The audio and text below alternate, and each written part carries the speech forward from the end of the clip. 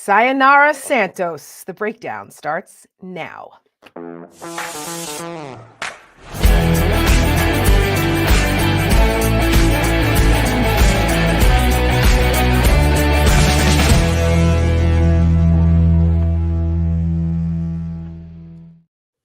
Good evening and welcome to the breakdown. I'm Tara Setmayer. This is the Rick Wilson. And Rick, I am thrilled that we finally get to say good riddance to George Santos. He's getting kicked out of Congress tomorrow. There's all kinds of crazy stuff going on in the Congress, and we're going to talk all about all of that tonight. You know, the talented Mr. Santos is about to leave us. We will have one less source of amusement, but I have a really confident feeling that the Republican Party will give us many, many more colorful characters in the immediate future. No doubt about it, because they are just the chaos that is going on every single day. It just doesn't end. It doesn't end. These are not serious people. And they themselves are complaining about, what have we done? We've had all this power. We haven't done anything with it. So we're like, thank you for the ad material, people. The Biden administration is happy about that too. Yeah, thanks for using your own words. We can use them against you about how you guys aren't doing shit. So why should you be in power? You got that going on. We've got the thriller in Manila. Not really. It's DeSantis and Gavin Newsom are debating tonight.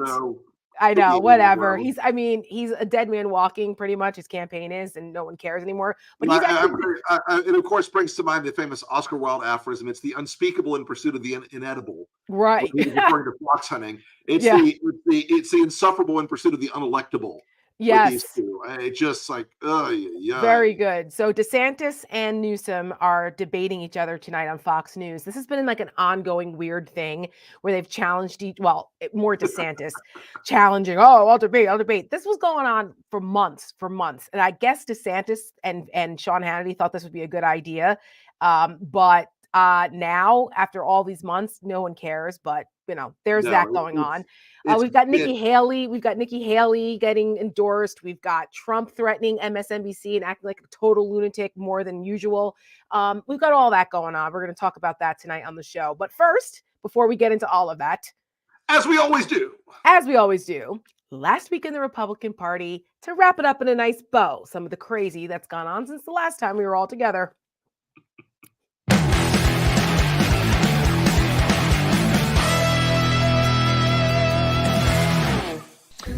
Gay nutcracker. Satanic trees. It was $90 for a turkey. Break out the Trump wine, claim your unvaccinated seat at the head of the table, and bottoms up, baby. Are you ready for a president that will tell transgender males they need to put their jock strap back on? Did you hear booing? I don't know if I heard much booing. The force is strong in Trump. I had a disease named after me. Help him you can. Caucus for him you shall. We're not losers. I'm not a toilet bowl you sit on and shit on. He's not into golden showers, as they say they call them. Our own voters don't even want to vote for Republicans in Congress anymore. They hate us. They hate humans. They hate joyfulness. They hate pies. I want my Republican colleagues to give me one thing that I can go campaign on and say we did. Just because you question our elections and these machines does not mean you're a conspirator theorist. Yeah, conspiracy theorist. Yep, that's right. They're like, Candace, you know what? You're right. I have been looking in stores and there are globes everywhere. Like there are globe toys and there's globes in the decorations. And I think it's because of NASA and wanting to spend billions of dollars a month. But they try to say that I'm crazy because I said that. And they still go on my social media and my comments and they say, are you seeing globes everywhere, Candace? Are you seeing globes? I'm like, yeah. If I become president, we will get out of the Human Rights Council. We would certainly not get back into the Paris Climate Agreement. Would we get out of the UN? We would get out of the World Health Organization. The dark side.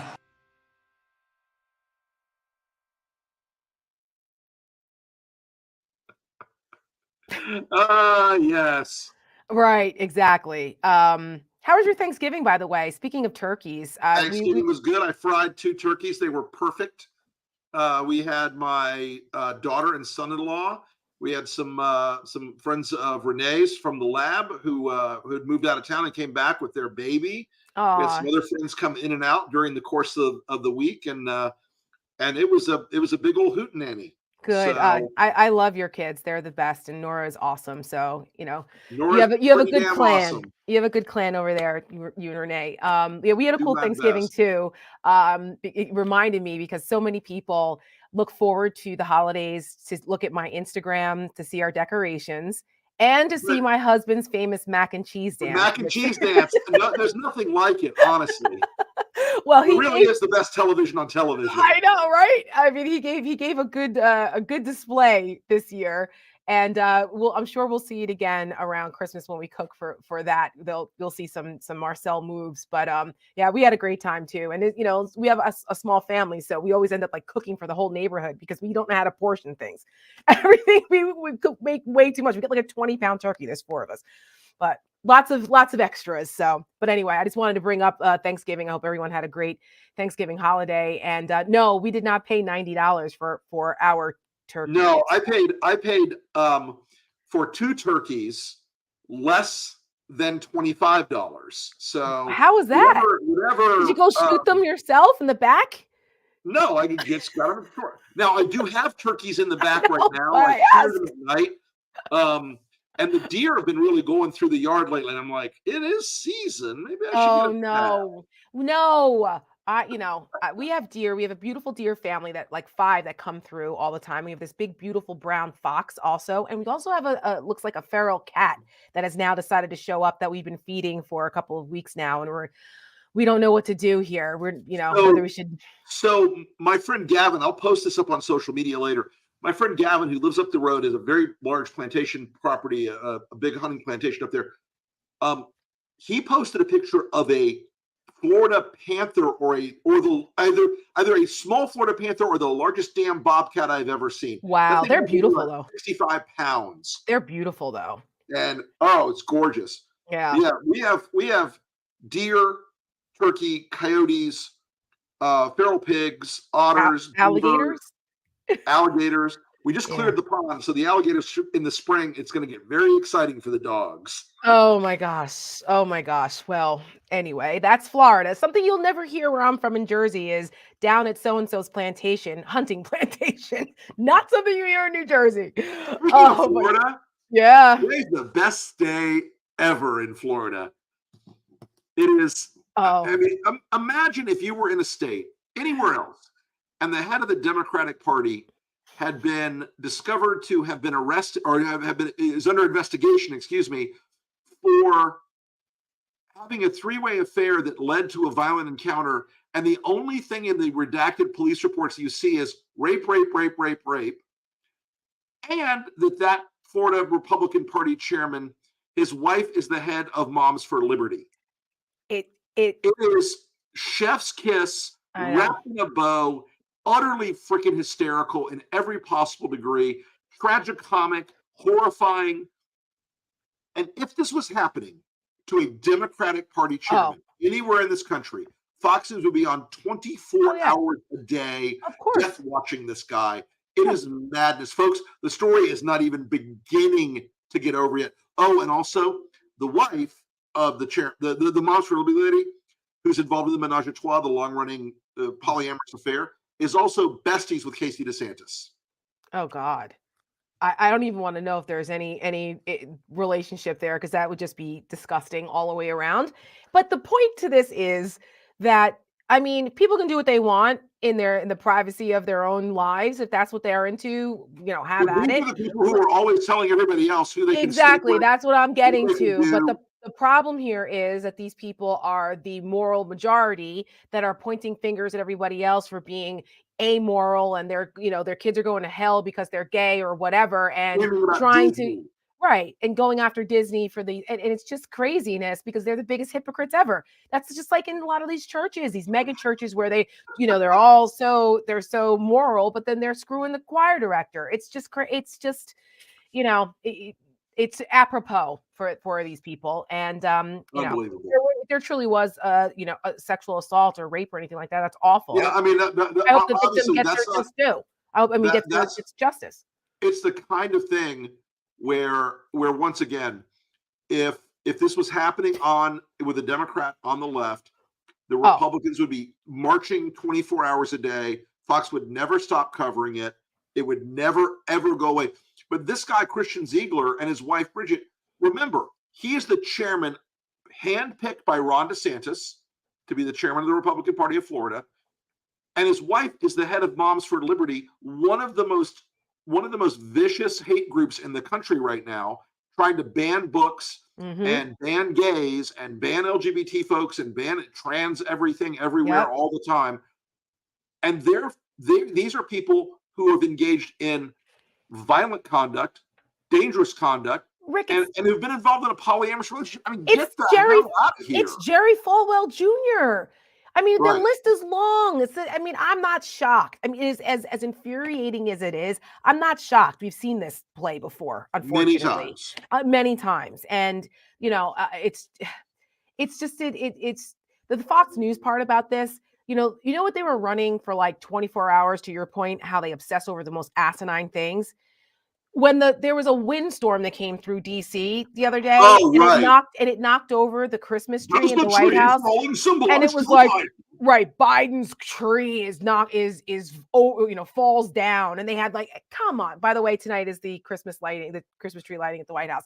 But I mean, it was so absurd. Or this whole thing with this kid in Kansas City who had his face painted black and red for Kansas City, and they were like, some idiot made a comment, the kid was in blackface. Like, that kind of stuff is so stupid. But it was on every story. It was the lead story on Jesse Waters, for God's sakes, last night. But yet they don't focus on real issues like sexual assault and hypocrisy, because if they wouldn't support Trump.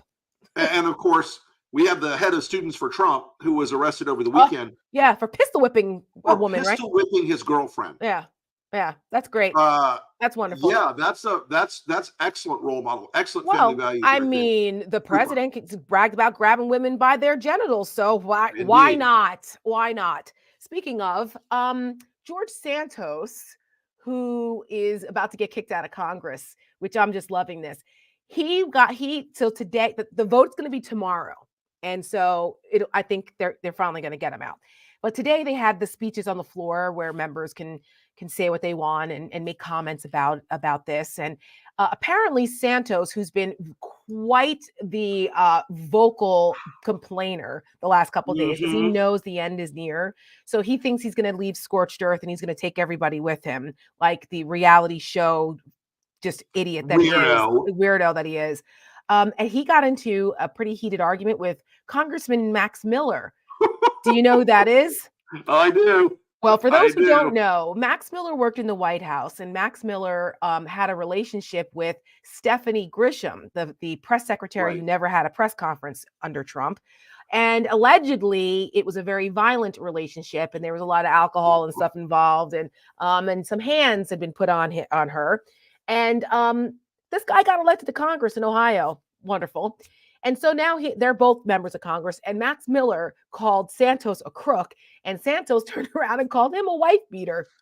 This is what's happening in Congress, folks. This is our Congress. This is who these people have elected. But yeah, it's getting to be absurd. I don't know if you've seen some of these press conferences, because the press is following Santos around because they're getting juicy quotes out of him. I mean, he won't shut up to see what he's going to say next or who he's going to accuse next. And I mean, this guy is a sociopath. There's something incredibly wrong with him that he relishes in this. Tara, I think we often throw around words in our society like narcissist, sociopath, BPD, whatever. In this case, it could not be more obvious that this guy has a portfolio of behaviors and mental health issues that do not excuse his behavior, but are a fascinating insight into the kind of person where, when you and I were in the Republican Party, we would have screened out somebody like George Santos way in advance. Way in advance. We would have said, hey, that guy's full of shit. He's Yeah. crazy, He right? wouldn't have been allowed into a committee meeting. No, Like, right. you know, Never, like- right. Like the county committee man would have said we would have called the NRCC and said, this guy, no, you don't want this guy. That's right. He's nuts. And that would have been it. I mean, And now it's like all hail Trump and it's all fine.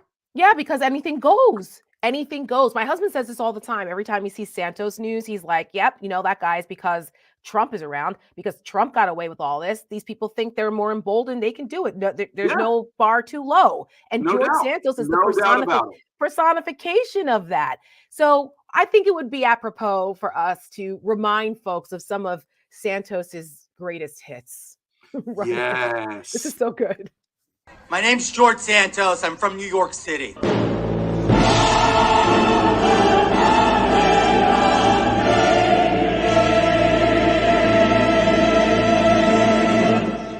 So let me tell you a quick story. I put myself through college and got an MBA from NYU. That he was a star on the Baruch volleyball team. I didn't outright lie. We lost 4 employees that were at Pulse nightclub. My mom was a 9/11 survivor. My grandparents survived the Holocaust. I'm Jewish. I've lived an honest life. Santos helped him raise $3,000 for his dying dog through his pet charity, but Osthoff says he never got the money, and his dog died 6 months later. Nothing in life is free. He defrauded a shop clerk out of $1,300 worth of clothing and shoes. Oh my God, George Santos stole money. George Santos bought designer clothes. That's what I buy. He once claimed to be one of the first people in the United States to be diagnosed with COVID-19. Santos told supporters that he was a producer on the short-lived Broadway production Spider-Man, Turn Off the Dark. Did I embellish my resume?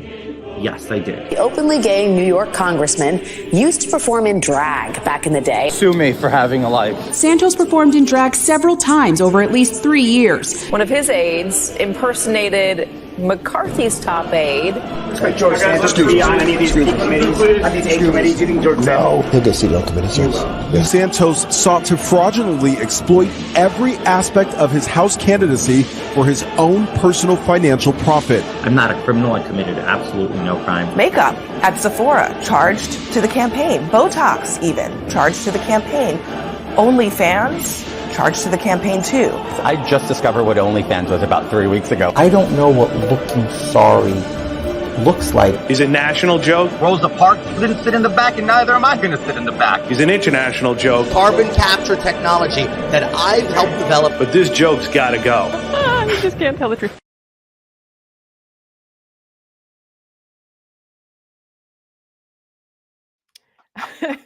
Listen, shout out to Jeff who put that together, one of our editors. The original was 3 minutes long. That's how much shit, how much bullshit there was of Santos. And there's been more since then. I think it's just craziness that this guy has gotten paid by taxpayers this long. This is in the language of New York, just to say that fucking guy. Yeah, I say this all the time. I say that all the time. All the time. I tweet it. I'm like, this fucking guy. All the time, because what else is there to say about this guy? I've had it. Tara, but he says a lot about the Republican Party of today. Oh yeah. He says everything about the moral vacancy, the utter lack of care or concern about anything having to do with leadership or integrity or the consequences of behavior. He is the exact perfect apotheosis of what the Republican Party is today. It's a bundle of lies wrapped up in showmanship, wearing an Hermes scarf or an Hermes belt, makeup, subscribing to OnlyFans with stolen campaign money. Right. It's unbelievable that anyone says, wow, this is a really serious political party, because look at the leaders like George Santos that are taking this stage. Yeah. And look, they're throwing him out, and they're getting rid of him. But the fact of the matter is, they let him stay there, even though this stuff has been out there for well over a year because of their desperation for one more vote. Right, because the margin's so small. But now you're heading into an election year. For those who are wondering, well, why now? So they kicked the can down the road, saying they were waiting for the House ethics report to come out. that bought them some time. Okay, fine. Well, the House Ethics report came out. We talked about it on the last show, and it was a doozy. There were things in there we didn't know about. And I mean, it was bad enough, but he'd already been federally indicted twice. There was a superseding indictment. So it really wasn't even necessary for the ethics report. That was just more for internal House business. For now they can say, well, okay, our own colleagues did the investigation and this is what they found. So you know what? Good riddance. Sayonara Katara. That'll be the end of George Santos tomorrow. Speaking of sayonara, Liz Cheney's book came out this week, Oath and Honor, right? Is it Oath and Honor? And there were some juicy tidbits in there about our favorite Kevin McCarthy. And this whole thing, the idea that Kevin McCarthy had to rush down to Mar-a-Lago to console Donald Trump because he was depressed and not eating is just A, absurd, but B, listen, pathetic. I speak to somebody who could live pathetic. off my hump for a couple of weeks. Donald Trump could live off his hump for a couple of weeks.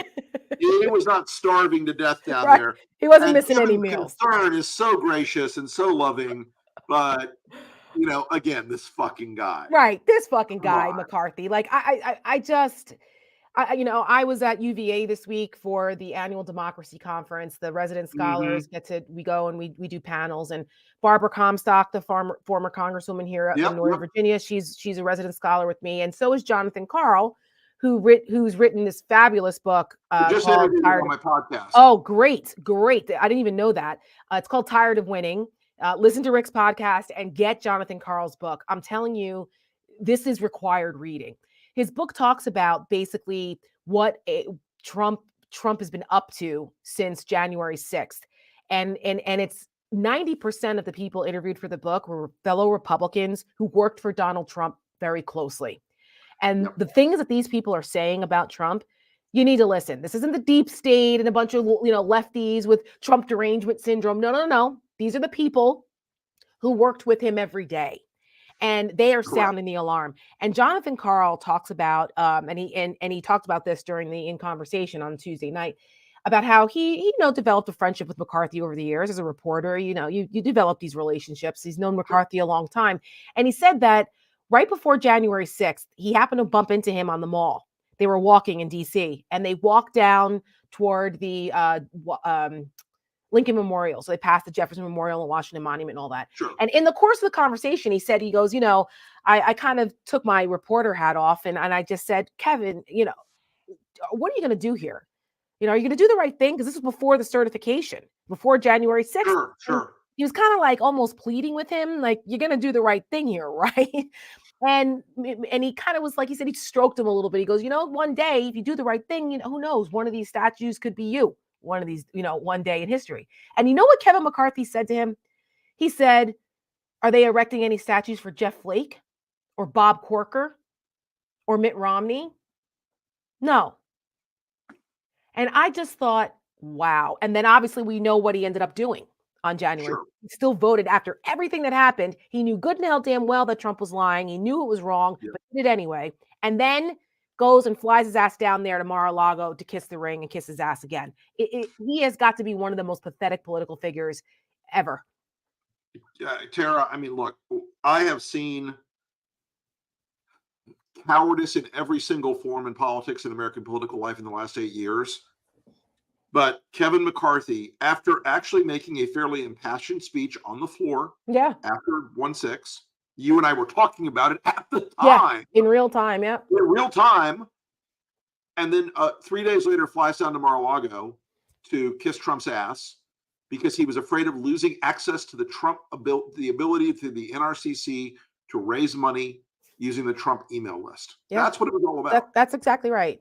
Is that when you brought him the little trophy? Yeah. Yeah. Was it edible? And there's nothing sadder in my mind than a person like Kevin who has no ability to understand when the moral line has been crossed, who has no ability or desire to make a stand for anything, even for his own safety, even for his own position. He could never make a stand. It's It's like all these unbelievable. Republican debates, their number one goal is not to offend Trump. Right. Everyone out there walks around on eggshells around this guy. And like, as the only people out there who like consistently punch him in the face all the time. Yep. I got to say, Kevin, and to the rest of you, the longer you do this, the more you feed the crazies, the more they will continue to consume you. I said this morning, you know, Mike Johnson is now getting brutal criticism from the Trump supporters because he said something that wasn't hostile to Ukraine. Right. He's getting brutal criticism because he's talking about doing a CR so that we can keep paying our veterans their benefits. Mm-hmm. Tara, when Mike Johnson goes, there'll be another and another, and nothing will be left. They will eat their own until there's nothing left but bone and ash on the field. It is unbelievable to me. It's true. And it's, you know, over the weekend when we were kind of in our food coma from Thanksgiving, the Hunger Games came on back to back to back. And I love the Hunger Games. I've watched them, you know, all of the movies multiple times. But since it was on like a marathon, it was the first time the Mockingjay. Since it was the first time I really watched them in succession, right, all in a row. And I gotta tell you, my mom came down periodically, and she's like, "Oh my God, that's like Trump's America." And I said the same thing.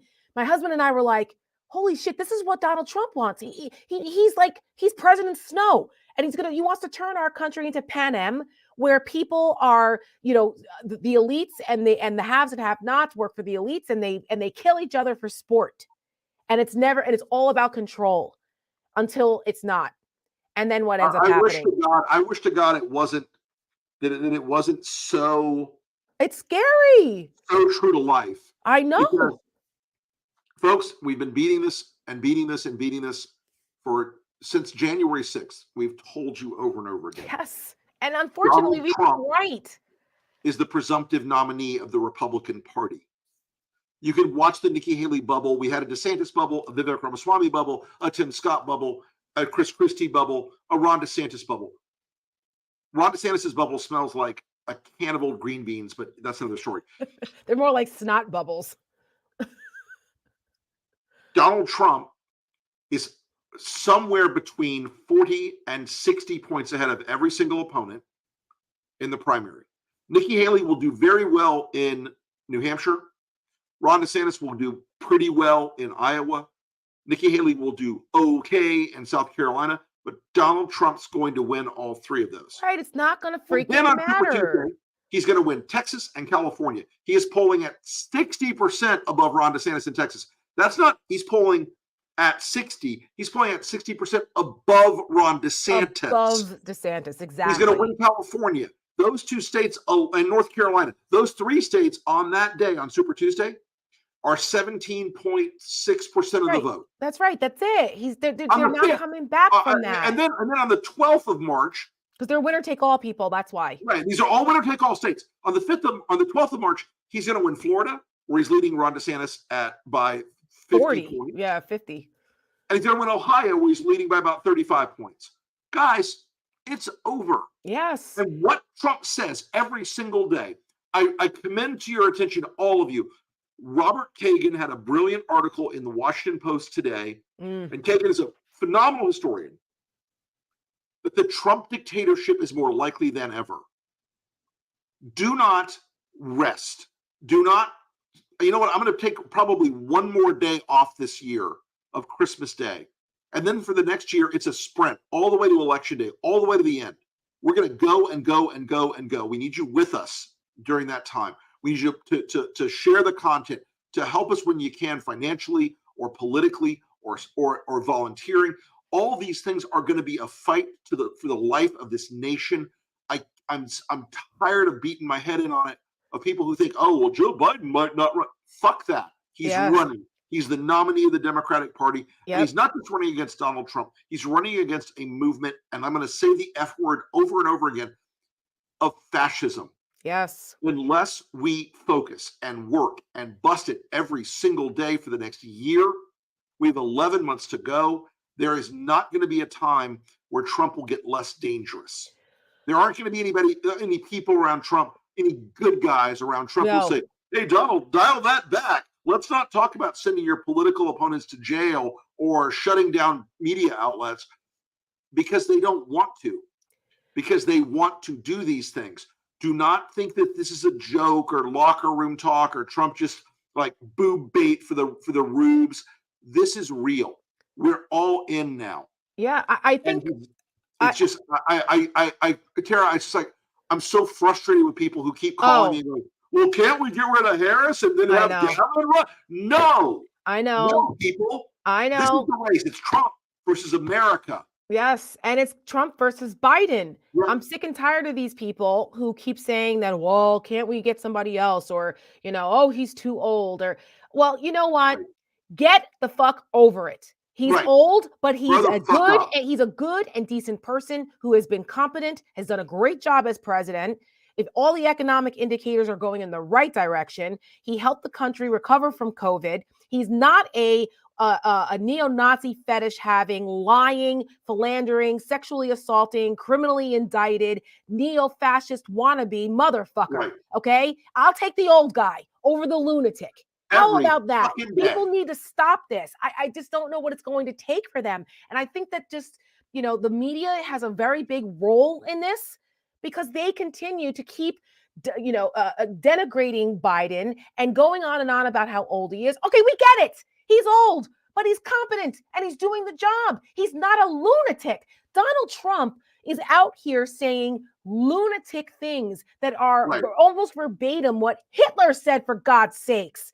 Why is that not the lead headline? Why are we still calling Donald Trump, the former president? He's a fucking indicted, almost criminal felon. He's a disgrace who helped incite an insurrection in a coup attempt. Why are we not calling a spade here with Donald Trump? Keep repeating that over and over again instead of fixating on Biden being old. It really is a binary choice, folks. You can have the old guy who's doing a good job, or you can have the old guy who will burn us to the goddamn ground. Right. It is a simple binary choice. There's nothing else there. And by the way, all the jerking around on no labels is about to come to a swift end. RFK, Cornel West, Jill Stein, all of them are there to draw votes down from Joe Biden. Yes. Okay. And the worst of them is that arrogant little prick, Dean Phillips. Oh. Because he's being advised by someone who used to be a part of our organization. And thank God we saw the first Dean Phillips ad this week, because it looked like some fucking clown bullshit that was made on iMovie. And you could see once and for all that this guy is not a serious person, nor is he advised by serious people. If you're voting third party, or if you're voting for Dean Phillips, you might as well just go out and get your fucking red MAGA hat and put a Trump sign in your yard, because that's what you're doing. That's exactly right. That's exactly right. And no matter what anybody tries to do or say, the Lincoln Project style cannot be replicated. Okay. Right. Many try to imitate, but they can't replicate it. So we need to dispense with that. I'm going to send Dean Phillips an email that says, hello, I'm a Nigerian prince. Because he's clearly that much of a sucker. Yeah, he's just throwing money down the drain there, isn't he? But I want to bring something else back to Trump for a second, because I think, like I was saying about how the media doesn't cover him the way I think that they should be. They're normalizing him, which has been one of my biggest fears, and why we at the Lincoln Project continue to show the crazy so that it's not normalized.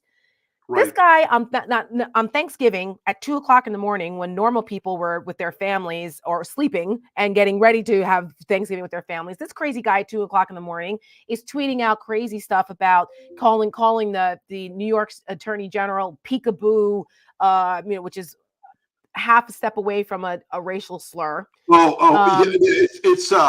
It's adjacent. Yes, it is. The slur is jigaboo, by the way, for those who don't know. There's he was just going on about, he was supposed to be thankful for, whatever. No, he's going on and on, name calling and calling, saying that they're going to, go after the communist crazies and this and that. I mean, it's just nuts. But then this week he went and I think we have it, we can put it up. He basically went after MSNBC, saying that if he's president again, that they'll be investigated and shut down. So he's going after the free What could press. go wrong? What could possibly go wrong there? Why does anybody think that that's just something that should be ignored? I mean, he repeatedly said how the press is the enemy of the people. He did that on purpose because he wanted to discredit one of the pillars of our democracy here, which is a free press, which is there to hold powerful leaders accountable. And he's discredited. He said here, he goes, MSDNC uses free government approved airways. That's not true, by the way. It's a cable network, not network. And yet it is nothing but a 24-hour hit job on Donald J. Trump and the Republican Party for purposes of election interference. He goes on and on and on. He says, it's the world's biggest political contribution to the radical left. Democrats, who, by the way, are destroying our country, our so-called government, should come down hard on them and make them pay for their illegal political activity. Much more to come. Watch. What? Make them pay? This is the I am your retribution. That should be a lead story. I want to hear from all these. I want to hear from all these Mike Lee motherfuckers who used to walk around with their pocket constitution. That's right. That's my line. I want to hear from the limited government conservatives how they feel about Donald Trump promising to shut down media outlets. And by the way, to our friends in the press, God love you. But if you keep covering this like it's a normal R versus D, liberal versus conservative contest, you're missing the point. Yes. Jay Rosen, as we've talked about before, has it right. It's time to report about the stakes, not the odds. Yes, that's this right. This is not about who's up, who's down, what the poll says this week. This is about making sure that America understands the challenge and the choice ahead. It's America or Trump. Every single day. That is the framing that everyone needs to take on this, and stop worrying about whether you're delighted with every single Joe Biden policy out there. Start wondering about what the world looks like, what the country looks like, what your life looks like. If Donald Trump holds office again. I think that's you won't see me around anymore after that. They will go after me. They will go after Tara. They will go after all of us who have opposed him. He's saying it outright. Exactly. He's telling us. I mean, I don't know what more we need to do here, but I guess, people need to listen. Repetition creates reality, right? So the more we keep showing it and reminding people, at least we're doing our part. At some point, I hope that the mainstream media wakes up and starts doing their part instead of covering this like it's a normal horse race, because it's not. There's nothing normal about any of this. We've said this over and over. Right. And maybe people will finally start to get it, because I think a lot of Americans are not paying attention to this. They're, enjoying the holidays. They are like, oh God, we don't want to deal with this now. Well, when he's crazy. Right. He's crazy, but he's not going to win again. Come on. Guess what? If the election were held today, he'd win again. Okay. So people, you need to get your head out of your asses and pay attention to what's going on here. It's only going to get worse. And I don't want to hear anybody saying shit about Joe Biden. Right? About Joe Biden doing things or saying that, his mental acuity. No. Okay. Donald Trump hasn't had it together for quite some time. And of course, we gave it the Lincoln Project treatment to remind people of that. Here's our latest ad, Impaired. I can tell you he is as sharp now as he was when I knew him 30 years ago. And we did with Obama. We won an election that everyone said couldn't be won. Those cognitive test results are absolutely fantastic. We built almost 500 miles of wall. Even the Obama administration says it in their stats. He's incredibly sharp. He's got a better memory than I have, than you have. But they all thought that Bush might win. Jeb, he got us into the Middle East. How did that work out? There's no decline, zero. President Obama, he should immediately resign. President Trump is fit. He's ready to go. Viktor Orban, did anyone ever hear of him? He's the leader of Turkey. Of course, Viktor Orban, the leader of Hungary. He makes one little mistake, the media goes insane. Obama wants to, he doesn't even mention them in his statement. Well, you mean President Biden? His cognition is top-notch. Sioux Falls, thank you very much, Sioux Falls. So, Sioux City. Voters next year will be able to decide, do they want to vote for a vegetable for president or somebody who's got energy and mental acuity? We would be in World War II.